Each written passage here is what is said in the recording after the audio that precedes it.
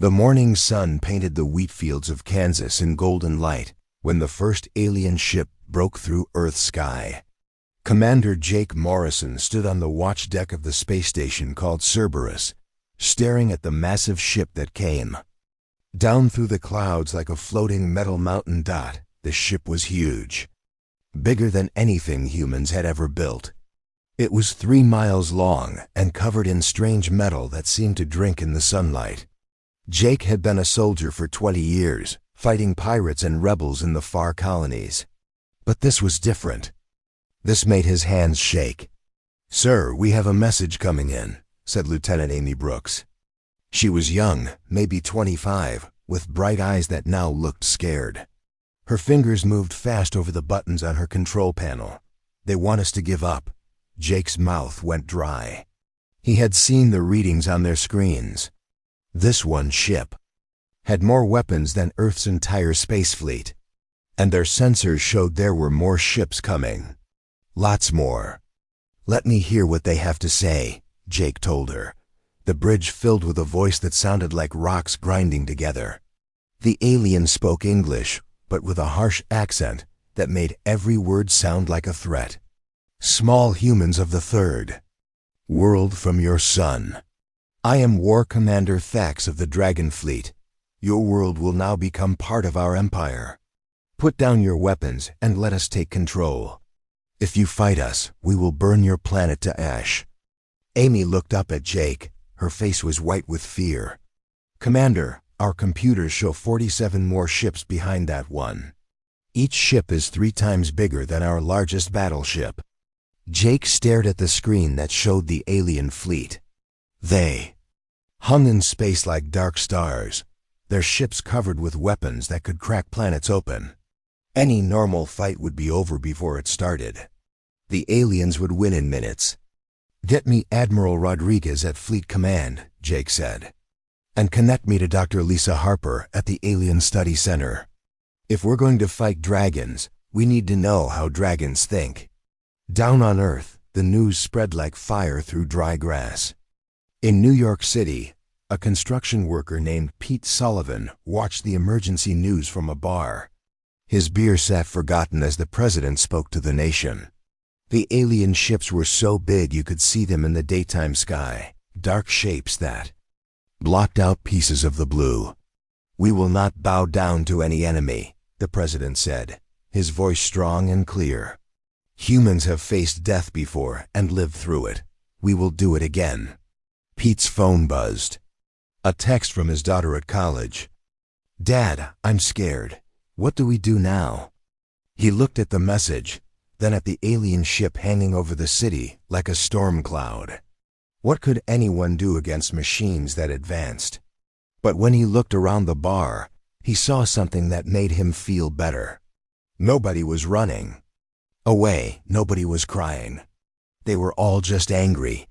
The alien commander had made his first mistake. He gave humans time to get ready, thinking they would give up like every other race he had beaten. But humans had never been like other races. Deep inside the Pentagon, General Paul Carter gathered his team around a glowing map of the alien fleet. "Ladies and gentlemen, they have bigger guns, more ships, and better armor. But we have 2 things going for us. They think we're weak, and this is our home." Colonel Maria Santos, who ran the Special Forces, leaned forward. "What's your plan, General?" "I'm thinking," Carter said with a cold smile, "that these lizards have never fought a hiding war against humans. They're about to learn why that's been every conqueror's worst nightmare for 5,000 years.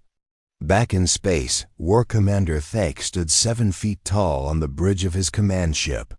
His skin was covered in green scales that caught the light like metal. His people had taken over 43 worlds, and each one fell in just a few days. It always went the same way. Show them your big guns, and they give up fast. What's happening down there? He asked his helper, Sub-Commander Vex. "The humans haven't answered our command, War Commander. It's been 6 of their hours." Fax's long tongue flicked out like a snake's. He was getting annoyed. Maybe they didn't understand what we meant. Let's show them what our weapons can do. A beam of pure energy shot out from the command ship. It hit a mountain peak in the far-off Himalayas. The whole top of the mountain just disappeared, turned to nothing in seconds. The message was clear. Give up or die. But the human answer was not what Thax expected. At a base in the frozen land of Antarctica, Commander Rick Barnes got the strangest order he'd ever heard. Get all people into the underground shelters. Get ready to blow up the ice. Sir, his radio officer, Lieutenant Danny Collins, looked confused. Blow up the ice? Those charges are for crazy situations that would never happen. Well, they're happening now, son, Rick said grimly. If they want to show us their big guns, let's show them what we can do. The plan was insane and brilliant and completely human. For years, scientists knew that some ice sheets in Antarctica were not stable. One well-placed bomb could make a piece of ice the size of a small country break off and slide into the ocean. Most military people said it was too crazy to try, but human military people had always been a little crazy. The explosion couldn't be seen from space, but what it caused could be. A chunk of ice as big as a state broke free from Antarctica and slid into the sea. The wave it made was not huge, but it carried something the aliens had never seen before. War Commander, Vex's voice carried confusion. The humans have made a big wave that's moving toward our southern ships. A wave? Thax laughed, a sound like metal scraping metal. What can water do to our shields? He got his answer 20 minutes later when the wave reached the dragon ships floating over the South Pacific. The water itself did no harm, but the junk it carried, chunks of ice, metal, and rock, made a perfect cloud to hide in. More important, it hid something else coming up from below. The submarine USS Leviathan, commanded by Captain Steve Murphy, rose from the deep water like a metal whale. The old nuclear submarine had new weapons, railguns that shot metal rods. Very fast. The weapons were new, untested, and barely worked. They were also completely invisible to dragon sensors, which looked for energy in metal ships, not a submarine running quiet in the chaos of a giant wave. Target found, reported Lieutenant Commander Janet Pierce from the weapons station. Dragon cruiser, direction 270. Fire, Steve commanded. The railgun slug was just a rod of heavy metal shot very fast, but it punched through the dragon ship shields like they were made of paper. The alien ship, not ready for simple kinetic weapons, cracked open like an egg on the command ship's bridge. Alarm screamed as Thax stared at his battle display in shock. One of his cruisers, a ship that had destroyed whole fleets, had just been crippled by a primitive chunk of metal. How is this possible? He growled. War Commander, Vex's voice was tight with worry. Our computers say the metal rod was fired from under the water. The humans have ships that travel underwater. Underwater? Thax's scales rippled with confusion. In all their wars, they had never fought a species that attacked from beneath the waves. It made no sense, was not practical, and was completely outside their war books, which was exactly why it worked. The dragon fleet hung in space, suddenly unsure. They had come expecting to fight primitives with simple weapons. Instead, they found creatures who fought from places they never expected, using weapons they didn't understand. War Commander Thax stared at the tactical display, watching the small blue dot that represented the damaged human submarine disappear back into the ocean depths. For the first time in his long military career, he felt something he had never experienced in battle. These humans were not like the other species his people had conquered. They were unpredictable, creative, and apparently willing to use any method to defend their world. They fought from underground, from underwater, and probably from places he hadn't even thought of yet. The war was just beginning, and already Thax was learning that conquering Earth might not be as simple as he had thought. War Commander Thax paced the bridge of his command ship like a caged animal. His heavy boots made loud sounds on the metal floor. 3 days had passed since the humans damaged one of his cruisers, and still they refused to surrender. This had never happened before in 43 conquered worlds. Sub-Commander Thax called to his aid. "What do our scouts report about human military strength?" Vex looked at his datapad nervously. "War Commander, it's very strange.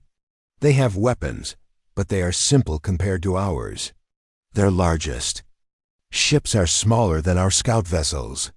Their energy weapons are weak. By all measures, they should have surrendered after our first demonstration."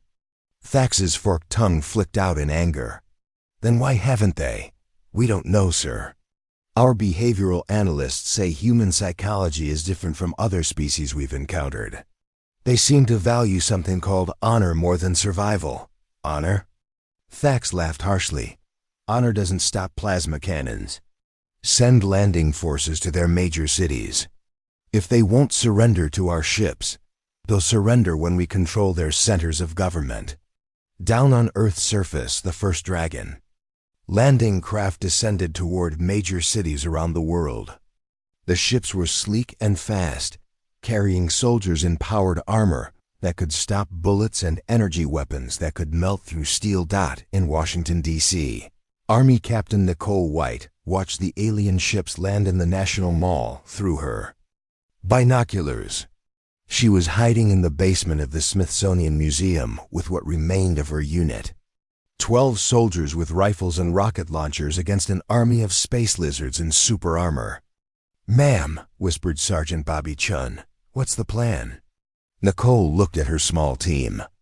They were all young, all scared, but none of them had talked about running away. "The plan is simple, Sergeant. We make them pay for every block, every building, every street. We show them that taking our city isn't free." 2 miles away, Dragon soldiers marched down Pennsylvania Avenue in perfect formation. Their leader, Battlemaster Corks, felt confident as he approached the White House. His sensors showed scattered human resistance, but nothing that could threaten his armored troops. "Advance Team Alpha," he spoke into his communicator. "Secure the large white building. Intelligence says it's their command center." But as the Dragon soldiers approached the White House, they walked into humanity's first surprise. The building wasn't defended by soldiers with guns. It was defended by something much more dangerous: human creativity. The White House lawn exploded upward as hidden charges detonated. But these weren't military explosives. They were construction charges used to demolish old buildings, mixed with everything the Secret Service could find in the city: broken glass, metal scraps, and concrete chunks. The improvised weapons ripped through Dragon armor that could stop laser beams. The aliens had designed their protection against energy weapons and high-tech projectiles. They never expected to be attacked by flying garbage moving very fast. Battlemaster Corks picked himself up from the ground, his armor cracked and sparking. Half his squad was down, wounded by human junk shot from hidden tubes. How was this possible? He growled. His question was answered by Staff Sergeant Linda Torres, who emerged from a hidden tunnel carrying an old bazooka loaded with a homemade rocket. "Because you guys never learned the first rule of fighting humans," she said, and fired. The rocket wasn't designed to penetrate Dragon armor. It was designed to spread burning fuel everywhere. As the aliens scrambled to put out the fires on their equipment, more humans appeared from sewers, subway tunnels, and building basements. In New York City, the same pattern repeated. Dragon forces landed expecting organized military resistance. Instead, they found chaos. Construction workers dropped concrete blocks from skyscrapers. Police officers used traffic tunnels to appear behind enemy lines. Even taxi drivers joined the fight, using their knowledge of the city streets to guide resistance fighters through areas the aliens couldn't follow. The Dragons were winning the battles, but they were learning that winning and conquering were two different things. War Commander Thax received reports from all the landing sites, and each one made him more confused. "Vex, explain to me how primitives with simple weapons are causing so much trouble for our advanced forces." "Sir, I think we misunderstood human military structure. Most species we conquer have organized armies with clear command chains. Defeat. The leaders and the followers surrender. But humans seem to have no central command. Every small group makes its own decisions. That's impossible, Thax snapped. No species can coordinate without central command. Actually, sir, they're not coordinating. Each group is acting independently, but somehow they're all doing similar things. Our psychologists are calling it emergent behavior. On the streets of Los Angeles, former Marine Tony Valdez proved the psychologists right. He led a mixed group of ex-soldiers, gang members, and office workers through the storm drains beneath the city. They had no contact with other resistance groups, no orders from above, no grand strategy. They just knew that aliens were in their city, and that was not acceptable. "Rodriguez, you got eyes on the patrol?"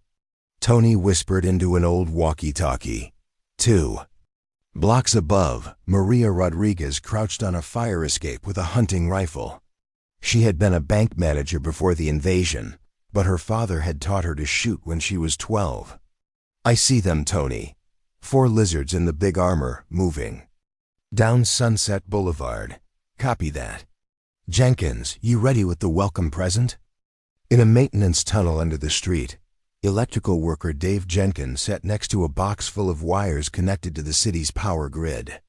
He had worked for the power company for 15 years and knew every cable under Los Angeles. "Just say when, boss." The Dragon Patrol walked directly over his position, their heavy feet making the tunnel shake. They had learned to watch for snipers and aircraft, but they never thought enemies might be hiding in the city's electrical system. "Now," Tony commanded. Every streetlight, traffic signal, and neon sign on Sunset Boulevard exploded at once as Dave sent the full power of the electrical grid through them. The explosion wasn't big enough to hurt the dragons, but it was bright enough to blind their sensors and loud enough to confuse their communications. In the darkness and chaos that followed, Tony's team attacked from 3 directions. They used simple weapons, shotguns, hunting rifles, and homemade bombs, but they used them in ways the dragons never expected. Battlemaster Zorks, leading the patrol, found himself fighting enemies who appeared from manholes, dropped from fire escapes, and shot at him from inside buildings. Every time he thought he had located the attack, it came from somewhere else. "Base command," he called desperately into his radio. "We need support. The humans are everywhere." But support was busy dealing with their own problems. All across the city, dragon patrols were under attack by humans who seemed to pop up from nowhere, hit hard, and disappear back into the urban landscape.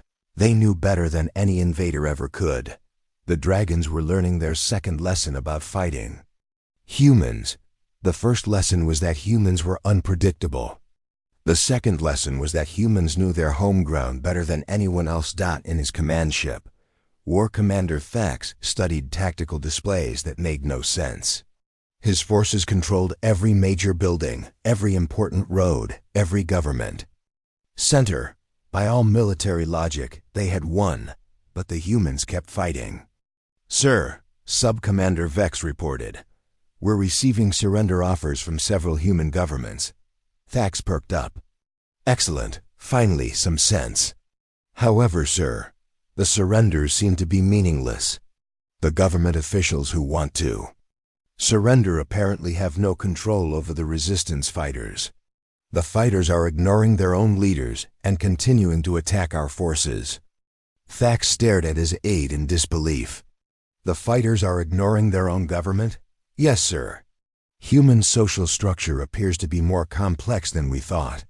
Individual humans seem capable of making independent decisions about whether to fight or surrender, regardless of what their leaders decide." For the first time in his military career, War Commander Thax felt completely lost. How do you conquer a species where every individual acts like their own army? How do you defeat an enemy that has no real leaders to defeat? The answer, he was beginning to realize, was that you might not be able to. Outside his ship, The small blue planet continued to spin peacefully in space. But on its surface, 7 billion humans were learning that their home was under attack. And humans, as the dragons were discovering, took that very personally. The invasion was only 3 days old, but already War Commander Thax was starting to understand why his species had a saying, "Never fight an enemy in their own home." He was about to learn why humans had their own saying, "Nobody messes with Earth." 2 weeks after the dragons landed, the surface war was officially over.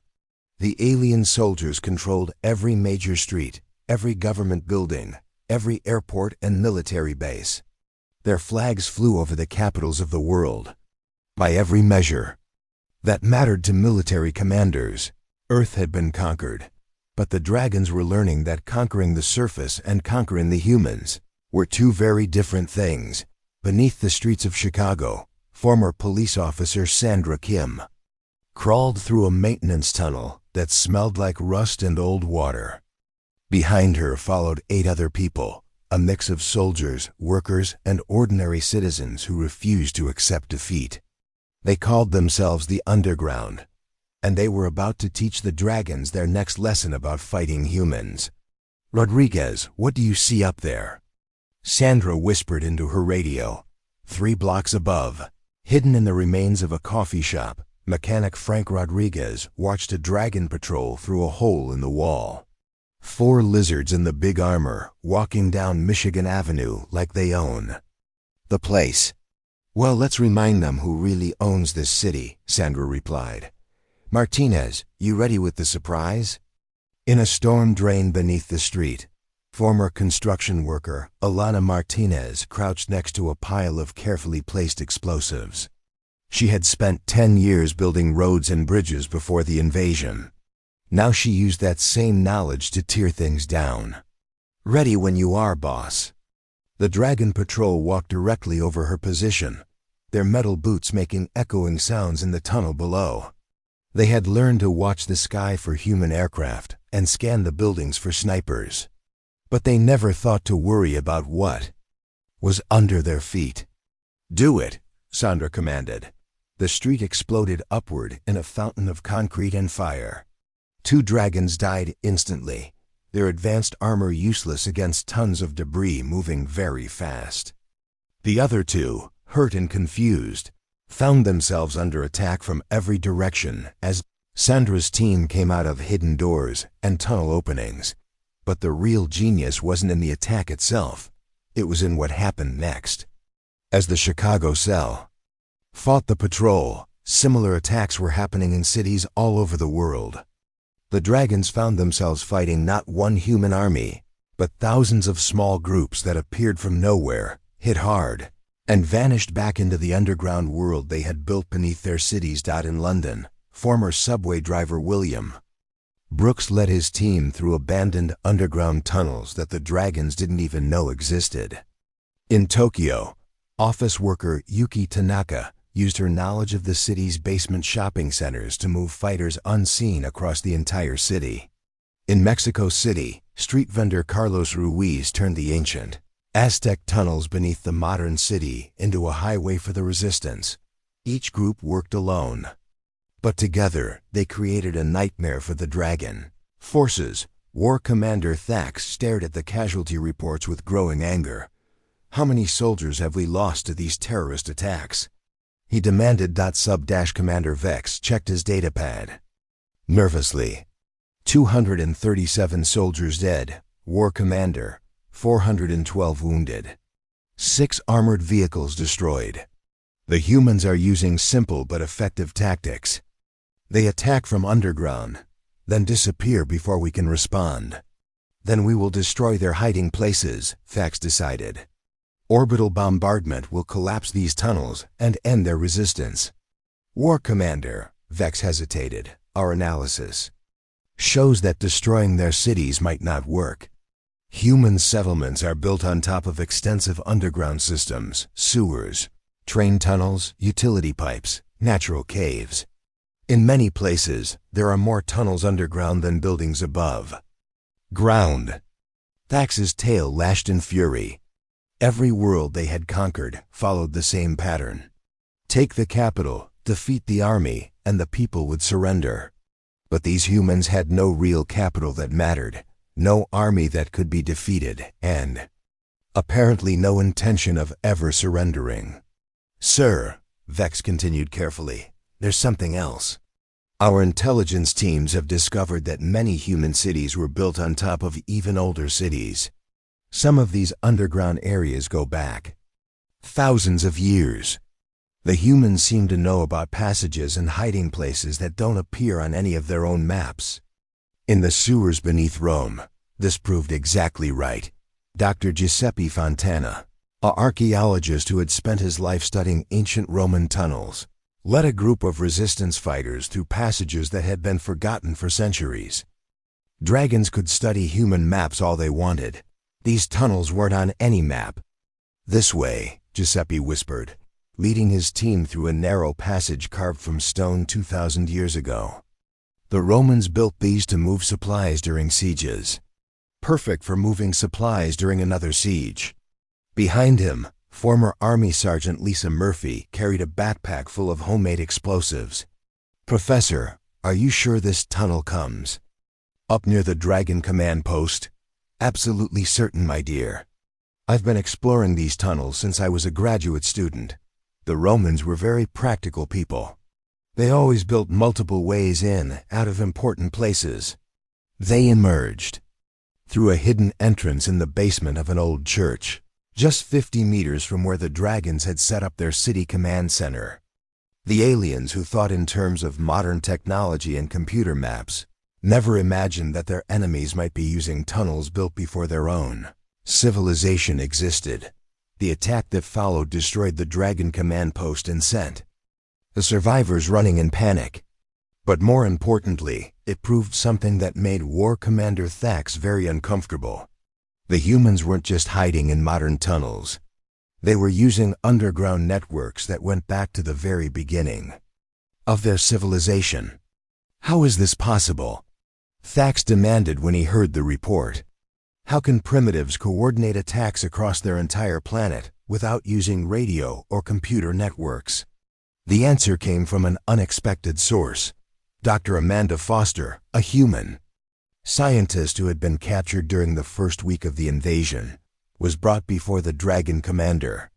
She had been studying human psychology and behavior for years, and the dragons hoped she could explain her own species. "You really don't understand, do you?" Amanda said, looking at the massive alien with scientific curiosity instead of fear. "You keep calling us primitives, but you're thinking about it wrong." "Explain," Thax growled. "You measure advancement by technology. We measure it by survival. Your species probably evolved on a world where cooperation meant following orders from a central leader. Our species evolved by solving problems in small groups, then sharing those solutions with other groups. That makes no sense. How can you coordinate without central command?" Amanda smiled. "We don't coordinate. We adapt. When one group finds something that works, other groups try it too. It's not organization, it's evolution in real time." This was exactly what was happening in cities around the world. When the Chicago resistance successfully used street explosions, similar attacks started happening everywhere within days. When the London group proved that old tunnel systems were useful, resistance cells in every old city started exploring their own underground networks. The dragons had expected to fight an army. Instead, they were fighting an entire species that was learning and adapting faster than they could respond. In Paris, Baker Michel Dubois discovered that the old catacombs beneath the city connected to the modern metro system in ways that no one had known about. Within hours of his discovery, every resistance cell in the city was using the combined tunnel network to move freely beneath the Dragon patrols. In Berlin, engineer Greta Hoffman figured out how to use the city's heating system to move supplies and people without being detected. 2 days later, resistance groups in every cold weather city were doing the same thing. In Sydney, Surfer and part-time tour guide Jack O'Brien realized that the city's storm drains connected to natural cave systems along the coast. By the end of the week, the Australian resistance was using these caves to hide supplies and launch surprise attacks from directions the dragons never expected. Each discovery spread organically through the global resistance network, not through radio or internet, but through the simple human habit of sharing useful information with anyone who needed it. War-Commander Thax found himself fighting an enemy that got smarter every day. Every tactic his forces used successfully would only work once. By the second time they tried it, the humans had found a counter-tactic and shared it with every other group. "Sir," Sub-Commander Vex reported, "our ground forces are requesting additional support. They say fighting these humans is like fighting water. Every time they block one path, the resistance finds two more." Thax looked out at the small blue planet that was causing him more trouble than the previous 43 worlds combined. "What do our behavioral specialists recommend?"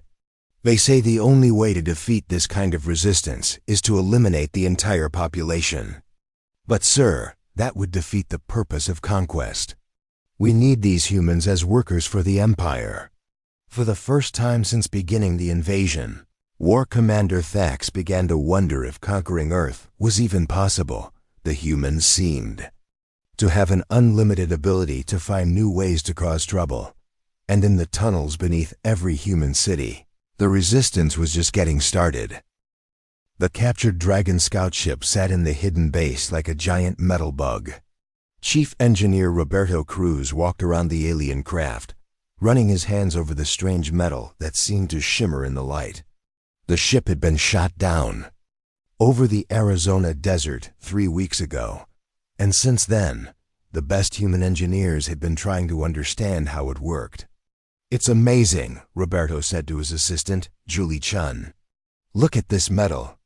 It's stronger than anything we can make. But it's also lighter. There may be 50 years ahead of us in materials. Can we make it fly again?" Julie asked, looking at her computer tablet that showed readings from all over the ship. "Better than that," Roberto grinned. "We can make it invisible." The plan was crazy, even by human standards. Using the captured scout ship, a small team would sneak into the Dragon fleet and plant a special device on their command ship.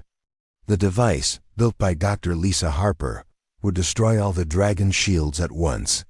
But someone had to get close enough to their biggest ship to make it work. Captain Alex Morgan volunteered to lead the mission. He was 35 years old and had been commanding spaceships since he was 25. His own ship had been destroyed in the first week of fighting, but he escaped in a life pod. Now he had a chance to get back at the aliens who killed his crew. "Remember," Dr. Harper explained to the team, "you'll have exactly 47 minutes from when you turn on the device to get away from the blast area. The energy wave will break every shield generator in their fleet, but it will also create a feedback that could fry your ship's computers." "Got it, Doc," Alex replied. "What about their weapons? Won't they still be able to shoot us down?" "That's where the second part of the plan comes in," Admiral Rodriguez said. "The moment you activate the device, every resistance group on Earth will attack at the same time. We're going to throw everything we have at them: submarines, aircraft, ground forces, even pieces of space junk." The stolen scout ship, now called Phantom, launched from a hidden base in the middle of the Australian desert. Its crew of 7 people included the best pilots, engineers, and soldiers that Earth could find. Each person knew they probably wouldn't come home alive. As they flew toward the Dragon fleet, Communications Officer Linda Torres listened to alien radio chatter. "They're falling for it," she reported. "The command ship is telling us to land in Docking Bay 7. "Perfect," Alex said quietly, but his hands were shaking inside his gloves. They were flying straight into the heart of the enemy fleet, surrounded by enough weapons to blow up planets. The Phantom slid into the docking bay without any problems. Dragon technicians started their normal inspection of the ship, not knowing that the cargo hold contained humanity's last hope for winning the war. Meanwhile, on Earth's surface, the Resistance got ready for the biggest coordinated attack in human history. In London, Cell leader Patricia Evans gathered her fighters in the ruins of an old church. In Tokyo, former police officer Kenji Nakamura led his strike team through subway tunnels. In São Paulo, street gang leader Carlos Mendoza used his knowledge of the city's slums to plan attacks against alien patrols.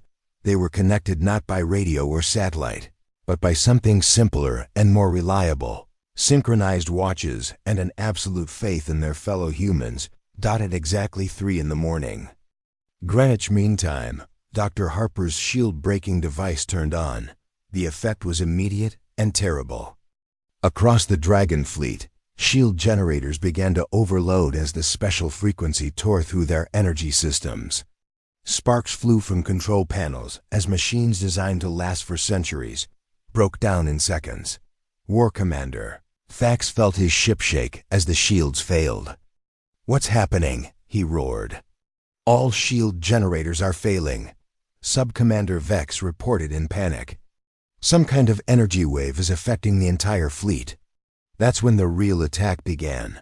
From the depths of Earth's oceans, submarines came to the surface and fired their remaining torpedoes. Old missile bases that everyone thought were destroyed opened up to reveal saved warheads.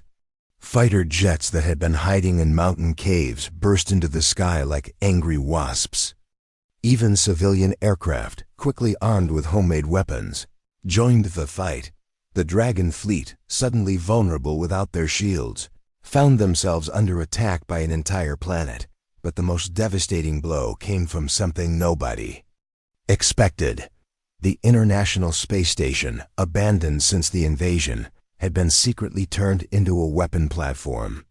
Chunks of metal and rock, shot out by electromagnetic launchers, rained down on the alien ships like the anger of the gods themselves. Commander Janet Foster, who had been hiding on the space station for weeks, watched her improvised weapons tear through Dragon hulls and allowed herself a cold smile. "This is for everyone you killed," she whispered. In the chaos, the Phantom fought its way clear of the command ship, its hull damaged but still flying. Alex Morgan pushed the stolen ship to its limits, dodging debris and weapons fire as the greatest space battle in human history raged around them. The space around Earth became a storm of explosions, laser beams, and flying metal. Dragon ships that had seemed invincible just minutes before now burned and broke apart as human weapons found their targets. Ships that had conquered 43 worlds were being destroyed by converted fishing boats, armed with rocket launchers. War Commander Thax watched his fleet die on the tactical displays. Ships that had served the Empire for decades were being torn apart by primitive human weapons. "How is this possible?" he demanded. "Sir," Vex's voice was shaking, "without our shields, our armor is not designed to stop kinetic weapons. The humans are using simple projectiles, metal slugs, explosive rockets. Even large rocks in our hulls can't handle the impact. Kinetic weapons? But those are primitive." "Yes, sir, but they work. Our ship designers assumed any advanced species would use energy weapons. They never considered that an enemy might choose to throw rocks very hard." It was the perfect example of human thinking. The Dragons had built their defenses against the weapons they would use. Humans built their weapons around the defenses they could see. The battle raged for 6 hours. When it was over, half the Dragon fleet was destroyed or badly damaged. The aliens still had more ships and better technology, but for the first time since the invasion began, they were truly afraid. But War Commander Thax had one more card to play. As his command ship burned around him, he made a decision that would either win the war or destroy everything. "Prepare the planet killer," he ordered. "Sir," Vex protested, "if we use that weapon, there will be nothing left to conquer. The planet will be uninhabitable. Better a dead world than a human world," Thax snarled. "If we cannot have this planet, then no one can. The planet killer was the Dragon Empire's ultimate weapon. It didn't destroy worlds by blowing them up. Instead, it poisoned them slowly, making the air unbreathable and the water toxic. Any world hit by the weapon would take 1,000 years to recover. As the device powered up, targeting Earth's atmosphere, the humans faced their darkest moment. They had won the battle, but they were about to lose everything that mattered. In the ruins of his command center, Admiral Rodriguez received the report from their captured Dragon equipment. "Admiral," Dr. Harper's voice was tight with fear. "They're preparing to use some kind of atmospheric weapon. If they succeed, Earth will become uninhabitable." Rodriguez closed his eyes for a moment, then opened them with new determination. "Then, we stop them, whatever it takes." The final phase of the war was about to begin, and humanity's greatest test was still ahead of them.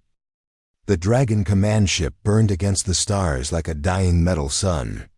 Its hull was cracked open in dozens of places, sparking and venting atmosphere into space. But from its wreckage, a single escape pod shot toward Earth's surface, carrying War Commander Thax and his final weapon, a device that would poison the planet's air and make it impossible for humans to live there. In the ruins of Los Angeles, National Guard Captain Nina Rodriguez tracked the falling pod on her tablet computer. The city had been evacuated, but she and her squad had stayed behind to coordinate the final resistance operations. Now they faced the most important fight of the war. "It's coming down in the old subway station," she reported to her team. "That's where they'll make their last stand." The irony wasn't lost on her. The aliens who had looked down on humanity's underground networks were now seeking shelter in the very tunnels they had dismissed as primitive. War Commander Thax crawled out of his damaged pod into the darkness of the abandoned subway tunnel. His scales were cut and bleeding, his armor cracked and sparking. But he still carried the planet killer device, a machine no bigger than a briefcase, but capable of turning Earth's atmosphere into poison gas. "Come then, humans," he hissed into the darkness. "Let us finish this war." But the tunnel wasn't empty. From the shadows stepped a figure that made Thax pause, not because it was threatening, but because it was so completely ordinary. An old man in a maintenance worker's uniform, carrying nothing more dangerous than a toolbox. "You lost," said George Patterson, who had worked in these tunnels for 40 years before retiring. "Time to go home." "Foolish human," Thax snarled, raising his energy weapon. "I hold the power to destroy your entire world." "No," George said calmly, "you hold a bomb." "I hold the knowledge of every tunnel, every pipe, every wire in this city, and I'm not alone." From the darkness around them, more figures appeared. Construction workers, subway employees, maintenance crews, utility workers, the people who had built and cared for the underground world that had saved humanity. They carried simple tools, wrenches, hammers, cutting torches, but they knew these tunnels better than any invader ever could. The final battle was brief and one-sided. War Commander Thax, for all his advanced training and superior technology, was fighting on humanity's terms now. In the maze of tunnels beneath Los Angeles, his advantages meant nothing. He was just one alien warrior surrounded by dozens of humans who were defending their home. The planet killer device was captured intact and quickly, disabled by Dr. Harper's team. Thax himself was taken prisoner, the first living dragon inhuman. Custody. As dawn broke over a scarred but unbroken Earth, the surviving dragon ships tried to retreat. But they found their path blocked by an impossible sight, a hastily assembled human fleet made up of military vessels, civilian ships, and captured alien technology all flying together. Admiral Rodriguez, commanding from the converted cargo ship New Hope, opened a communication channel to the alien fleet. His ship was a patchwork of human engineering and salvaged dragon technology, held together with determination and spare parts. "This is Admiral Rodriguez of the United Earth Defense Force," he announced. You are ordered to surrender immediately. You have 1 hour to comply. The response came from the acting Dragon Commander, a younger reptilian named Sub-Commander Vex, who had taken control after Thax's capture. You cannot be serious. You are primitives. Your technology is still inferior to ours. Rodriguez smiled, looking out at his mixed fleet of human vessels. You're absolutely right. Our technology is inferior. Our ships are slower, our weapons weaker, our armor thinner. But you know what we have that you don't. What? Vex asked, genuinely curious. We're fighting for our home. And humans will do absolutely anything to protect their home. Vex looked at his tactical display, showing the strange fleet of human vessels surrounding his forces. Military ships flew alongside converted fishing boats. Fighter squadrons included everything from advanced interceptors to crop-dusting planes, armed with rocket launchers. Even garbage collection ships had been turned into makeshift warships. It was chaotic, inefficient, and completely human. It was also completely unstoppable. More importantly, the human fleet wasn't alone. From Earth's surface, missile batteries that had been hidden for weeks opened fire. Orbital platforms that the Dragons thought they had destroyed came back online, powered by backup systems the aliens never knew existed. Even the debris from destroyed ships had been turned into weapons, launched at the Dragon fleet by electromagnetic catapults built from scrap metal. The Dragons still had superior individual ships, but they were outnumbered 10-1 by humans, who had turned every piece of metal on their planet into a weapon. Sir, Vex's aide reported nervously, our tactical computer says we cannot win this battle. We are surrounded, outnumbered, and our ships are damaged from the previous fighting. Vex stared at the display, showing thousands of human contacts. Each one represented a species that refused to be conquered, refused to surrender, and apparently refused to accept that they were supposed to lose. Send the surrender signal, he ordered quietly. The Dragon fleet surrendered 4 hours later. In the years that followed, historians would argue about what really won the war. Military experts pointed to the shield disruption technology. Scientists credited the reverse engineering of alien equipment. Politicians talked about international cooperation and unified resistance. But the real answer was simpler than any of them understood. The Dragons had seen primitive humans and expected easy conquest. What they found instead was a species that had spent millions of years learning to survive against impossible odds.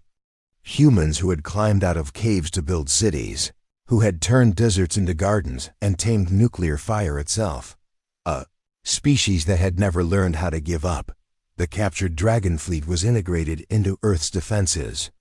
Their technology was studied, improved, and adapted by human engineers who had a talent for making things work better than their original designers intended. The underground networks that had sheltered the resistance became the foundation for a new kind of civilization, one that could never again be conquered by surface attacks alone. War Commander Thax in his prison cell was interviewed by human psychologists trying to understand why the invasion had failed. His answer was simple and bitter. We studied your weapons, your ships, your military capabilities, he said. We knew exactly how strong you were. What we didn't know was how stubborn you were. Every other species we conquered knew when they were beaten. You never figured that out. The psychologist Dr. Amanda Foster smiled. That's because we weren't beaten. Losing battles doesn't mean losing the war. As long as one human was still fighting, we hadn't lost. 3 years after the war ended, Captain Alex Morgan stood on the bridge of the Starship Liberty, humanity's first true interstellar vessel. Built with human engineering and captured Dragon technology, it represented everything the species had learned about survival and adaptation. The ship was part of Earth's new mission to explore the galaxy and help other species defend themselves against empires like the Dragons. Because humans had learned something important during the war. The galaxy was full of bullies who picked on smaller, weaker civilizations, and humans really didn't like bullies. "Sir," reported his science officer, "Dr. Lisa Harper, we're receiving a distress call from the Centauri system. It appears to be another species under attack by a different alien empire." Alex nodded. The message was desperate, pleading, another race begging for help from anyone who might listen. It reminded him of Earth 3 years ago, facing impossible odds against a superior enemy. "Plot a course for Centauri," Alex ordered. "Maximum speed." "Sir," his communications officer asked, "what should we tell them?" Alex Morgan smiled, remembering a battered planet that had refused to surrender, a species that had turned its greatest weakness into its greatest strength, and 7 billion humans who had decided that their home was not for sale. "Tell them," he said, "that the humans are coming." And across the galaxy, other alien empires heard that message and felt something they had never experienced before when dealing with primitive species. Fear. Because they were beginning to understand what the dragons had learned too late. Never underestimate a species that calls itself human. They might look primitive, they might seem weak, but they have spent their entire existence learning how to win fights they're supposed to lose, and they're very, very good at it.